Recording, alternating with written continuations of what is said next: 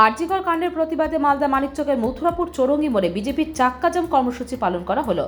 মালদা রতুয়া রাজ্য সড়ক অবরোধ করে বিজেপি নেতাকর্মীদের বিক্ষোভ কর্মসূচিতে নেতৃত্ব দেন দক্ষিণ মালদা বিজেপির সাধারণ সম্পাদক গৌরচন্দ্র মণ্ডল, দক্ষিণ মালদা বিজেপি যুব মোর্চার সাধারণ সম্পাদক সুভাষ যাদব, যুব মোর্চার সভাপতি সৌরভ রজ, সৌমেন মণ্ডল সহ আরও অনেকে।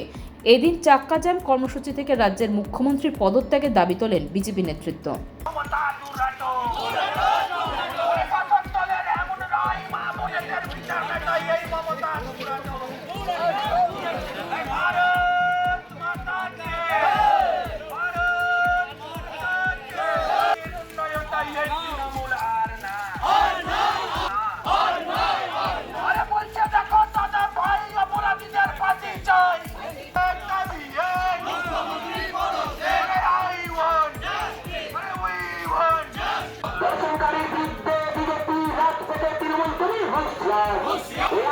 ঘটনার প্রতিবাদে বিজেপি রাজপথে তৃণমূল দুই হুঁশিয়ার।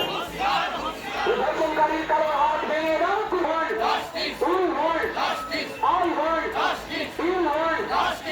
ধর্ষণকারীর বিরুদ্ধে বিজেপির সংগ্রাম চলছে চলবে। ভারত মাতা কি, ভারত মাতা কি, বন্দে বন্দে। অর্থাৎ আমরা সবাই জাস্টিস চাই আর বিচার চাই। তার যে তরুণী ডাক্তারকে, যে অভয়াকে, যে তিলোত্তমাকে ধর্ষণ করে নৃশংসভাবে খুন করা হয় এবং তার বিচার এখনো হয়নি। ভারতীয় জনতা পার্টি গোটা পশ্চিমবাংলায় এই তরুণী ডাক্তারের জন্য লড়াই করছে, তার সুবিচারের জন্য। যারা ধর্ষণ করেছে, খুন করেছে, তাদের ফাঁসির দাবিতে।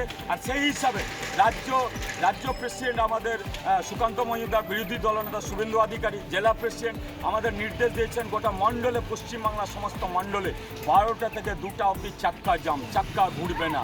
কারণ জনগণ পশ্চিম বাংলার জেগেছে। যতক্ষণ ওই তরুণী ডাক্তারের বিচার সুবিচার না পায়, ততক্ষণ ভারতীয় জনতা পার্টির আন্দোলন চলবে। সেই একটা প্রোগ্রাম ছিল। পাশাপাশি আপনারা দেখেছেন তথ্য লোপাট থেকে শুরু করে আপনার হাইকোর্ট থেকে সুপ্রিম কোর্টে এই ধর্ষণকারী খুনি সরকার এবং মানুষকে খুন করে এবং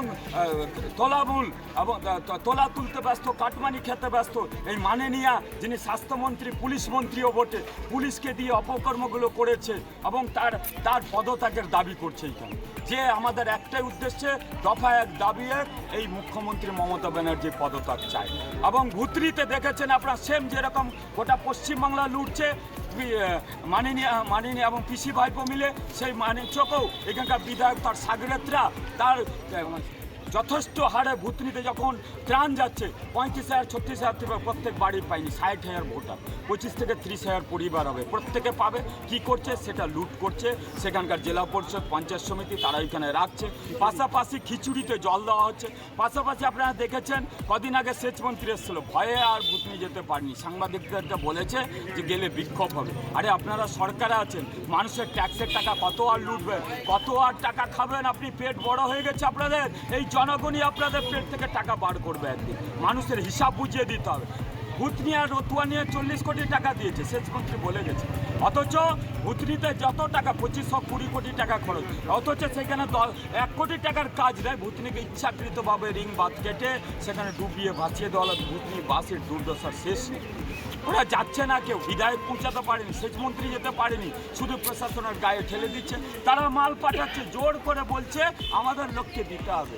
ভুতনিতে আমাদের লোক নেই, পশ্চিমবাংলার 10 কোটি লোক মাননীয়ার লোক। এইখানকার বিধায়কের এত লোক, ভুতনির লোক, তার লোক নেই। কেন? ভুতনির লোক নাকি ওকে ভোট দেয়নি, দ্বিচারিতা করা হয় ভুতনির লোকের সাথে। আমরা ভুতনির বাঁধের স্থায়ী সমাধানের দাবিতে, ভুতনির ত্রাণ লুট যে করেছে তাদের বিরুদ্ধে উপযুক্ত ব্যবস্থার দাবিতে, এবং যারা আরজি করে এই ধর্ষণ খুনের মামলায় তথ্য লোপাট করেছে তার শাস্তির দাবি করছে।